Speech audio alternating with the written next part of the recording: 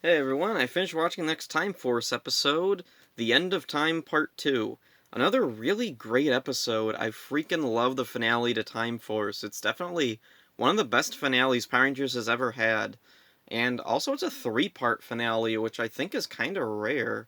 Like, I'm trying to think, are there any other three-part finales? Or actually, it's kind of four parts, because Calm Before the Storm kind of leads into this. So anyway, summary, last episode we left off with the Rangers are on the time ship, Wes has locked them in, they're headed towards the future, and he's going to be left on his own in the past. Or, well, Eric's there too, but, whatever. And so the Rangers are in the ship, they got tears in their eyes, they're begging to know what's, why Wes is sending them back to the future, and Wes is telling them because this is my time, and your time is the future, and blah blah blah, and it's a really great scene though. I freaking love it. I should mention earlier, my SD card that I use in my camera frickin' broke down. So I've already done this video, and I'm not the most enthusiastic this time, although I really love this episode. I love talking about it, so it'll probably come across okay, but just so let you know, if I don't seem particularly enthusiastic at times, it's because I've done this before, and I don't like having to do this all over again. So anyway, back to the episode summary. Let's see, the ship is sent back to the future, Wes watches them go off, and then he goes to join Eric in his fight against the Doomtron. The Doomtron is fighting with Q-Rex, it knocks over Q-Rex, Q-Rex is damaged, oh, and Eric is injured, he's on the ground, Wes runs over to help him, and, there's kind of a funny bit where Eric's like, I don't need your help. And then he's limping, he falls over, and Wes, and I love this scene, Wes just kind of looks at him disgusted. What is it with you? And I like that. Like, after so many episodes, it's cool to see Wes kind of break out of his, like, trying very hard to be nice and polite with Eric. All my life, all I've wanted was to be your friend, or to try to be your friend. And then we finally hear Eric giving his reasons and talking about his past, and he reveals a lot about himself. He grew up really poor, and all of his accomplishments are only, like, he's only succeeded with his accomplishments because of his such hard work. Nothing was ever given to him. He never had any money until recently, and it it gives a lot to his character, and also it gives the whole series a bit of a rewatch value. Because I watched Time Force back when I was a kid, I freaking loved it, but I didn't really see much of it again until when the DVDs came out. Until the DVDs came out, I had a couple of tapes of it, including these episodes. The finale I had on tape. There was a few odd episodes that I was able to see like on the internet, like before YouTube. There was other video sites that I remember watching Power Rangers on. But sitting down watching the Time Force DVDs, like from start to finish, it was really cool knowing like what would happen later and seeing like the little seeds they would plant earlier on. Although like they did it really subtly. It wasn't like in hmm, I'm trying to think of a season where they planted really blatant seeds for the past or for the finale, and I can't think of it. I was thinking of beast morphers, but no, that was mostly butt pulls. So anyway, let's see. Wes talks to Eric and tries to convince him that while they may have grown up differently, they're both Power Rangers and they've both changed their destinies in the past. It's a cool line, it's a cool scene. Freaking love this. In the future, we see the Rangers wake up, and there's a scene I really, really love here where Katie, she gets up, and all the Rangers wake up and they're like coming to the realization that they're in the future, and Katie walks to the window, looks out, and then turns back. We're back. And I love the way she says it with this like combination of distress and anger building up. It's a really cool delivery. I love the way she does the line. It's so perfect. It's not often in Power Rangers where like every scene I can gush about like, oh, I love the delivery. I love the way the camera moves here. I love the way the music builds right here, and I love the lighting. I love how this thing looks and all that. But Time Force is one of those seasons where just every little thing comes together so perfectly. like, I'm trying to think of something to compare it to. It's kind of like, yeah, I don't know what to compare it to. So, yeah, back to the thing. Um, Alex comes in, they go up and they ask Alex if Wes is okay, and then we cut back to the present, or 2001.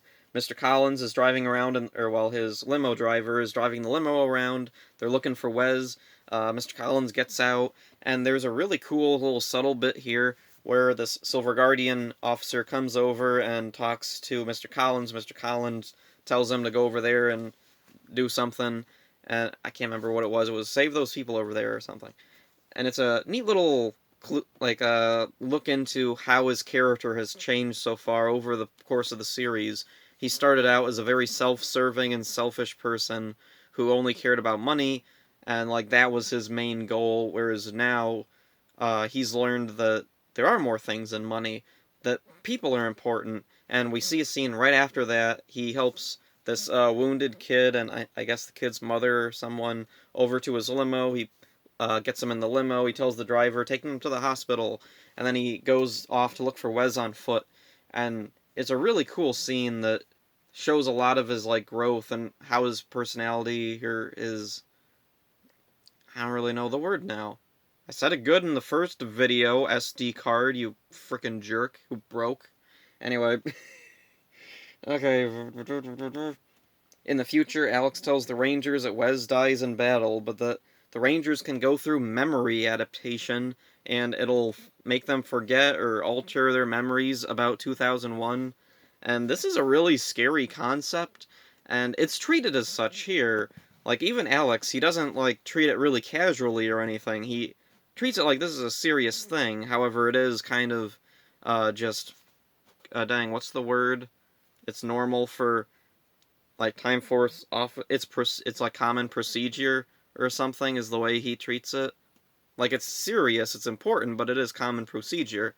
And it's interesting because a few years later in Power Rangers SPD, they would also do, like, a memory adaptation thing, or a memory eraser thing, in the team-up episodes, History and Wormhole. It's not really handled well there. Even the people who like those episodes really don't like that, usually. In the first one, it's treated, like, extremely casually, like, oh, yep, this is a thing, zip, zip, zip. And, that, like, team-up episodes are the worst place to use that, because it invalidates, basically, the whole team-up. What's the point of doing a team-up if the characters don't remember anything? And then the second time, or is it the first time? I don't remember. The one that's even worse is where Doggy Kruger zaps everybody's memories away. Then he does it on himself, and he's like, huh, what, huh? And then someone off-screen's like, hey, Doggy, over here. Oh, right. And then he goes over there, and... like, that one's played for laughs. And I really don't get it. Like... whatever. Anyway, back to the thing. In my first video, I went on a longer rant about the memory eraser thing. This time, I'm not gonna bother. So then, let's see. Okay, in 2001, we're back to 2001. Wes is helping Eric to the clock tower, and then there's this really cool scene. We see a Cyclobot hop over, and then he looks up at the clock tower. He sees Wes and Eric go in. He's looking up at the clock tower, and we see the clock tower reflected in his little visor thing, and it's such a cool shot. I freaking love that. It's so cool when he looks up and you see the reflection. I don't know, just something about that scene is so cool. I almost thought about using that for the thumbnail, but nah, I did Wes instead. So, let's see. Rancic leads an army of Cyclobots to the clock tower. Even though doesn't he already know where the clock tower is? I'm pretty sure that, like, one of the bad guys already knew where the clock tower was. I don't know, this is kind of a weird moment. Like, it's a cool moment when the Cyclobot sees it, like, reflected in his visor. But it's also kind of weird because it's like the end of Turbo, where, was it Elgar and Rygog are walking, and they see the Power Rangers teleport to the command center, and they're like, oh, hey, follow them, and they follow them. Look, it's the command center that we probably already knew was there. I don't know. This is a lot easier to overlook because it's never like a big point that Rancic knows who the Rangers, or well, where they are. He knows who they are. He killed, or well, he had apparently killed Alex, but then it turns out he didn't. Anyway, back to the thing. The Cyclobots all smashing through the windows, and Wes and Eric are fighting them off. Oh, and there's a cool thing I never noticed until this time watching it. When the Cyclobots break through the window, the whole walls just kind of wobble around. So I guess they were like jumping through like fake glass windows that were on like a foam wall set or something. Is a cool effect, although they probably should have had something like holding up the walls so they didn't wobble around so much.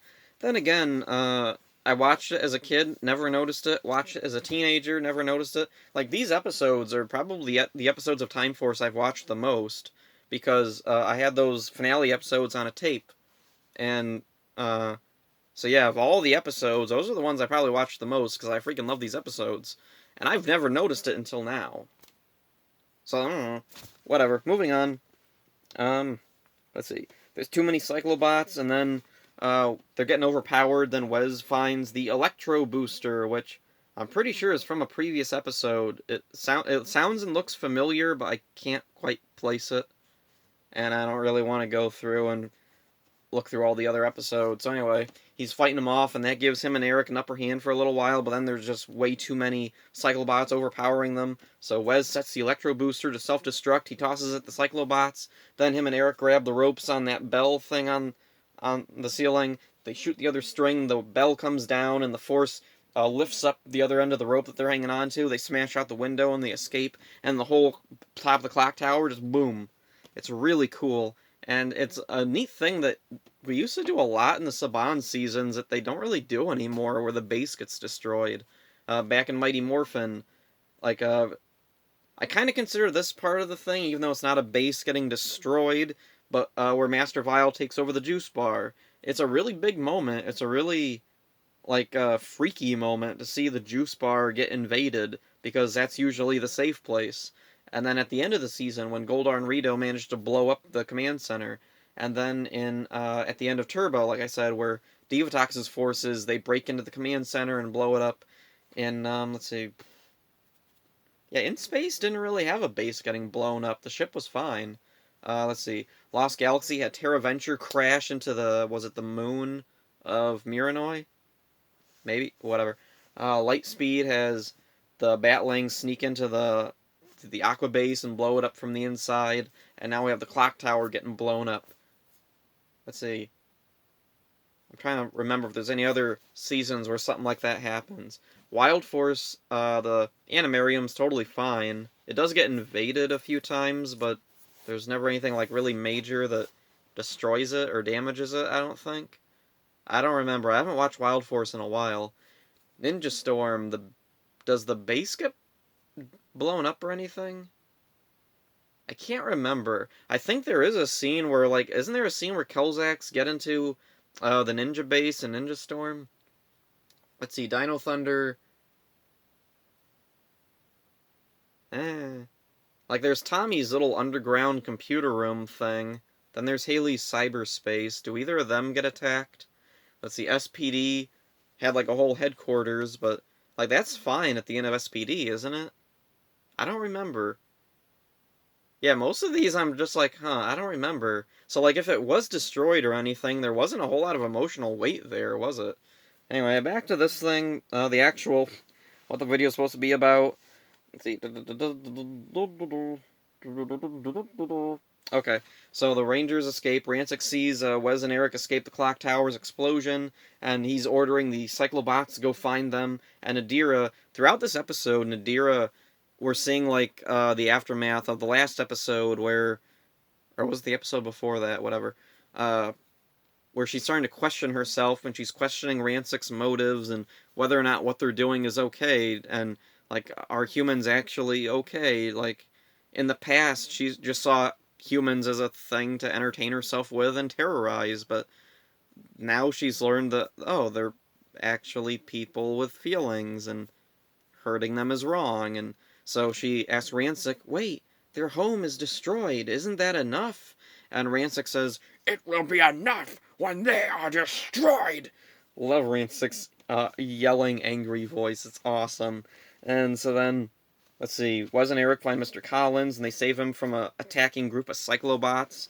And then they're talking with him, and then suddenly there's a cyclobot in the back that sits up and takes its gun. It's aiming at Mr. Collins.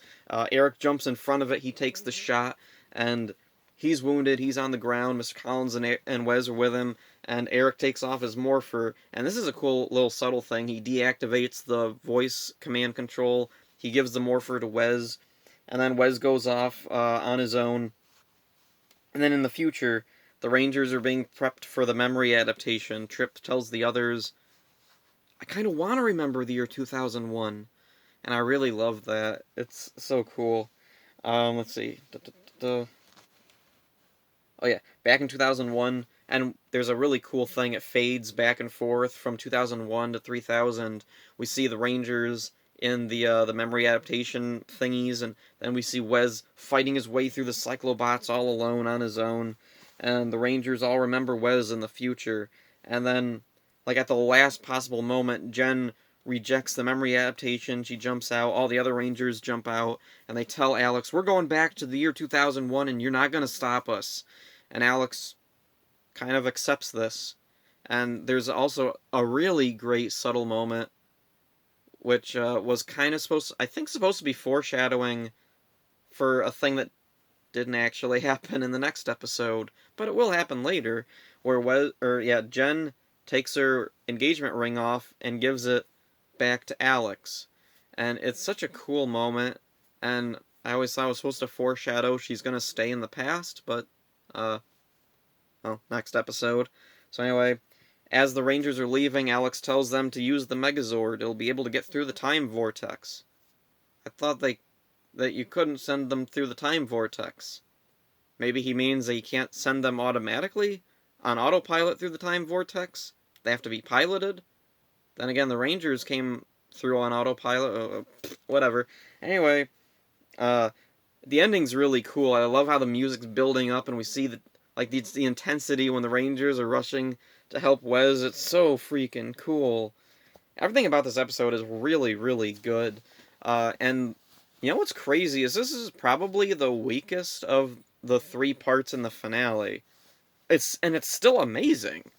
The first episode is a really great setup. This one builds on that and also leads to the ultimate conclusion in the final episode. It's all freaking great. Let's see. And not really anything else to say about this one. This is a really cool episode. I love this one. One of my absolute favorites. So yeah, that's it for this one. Hope you enjoyed it. See ya.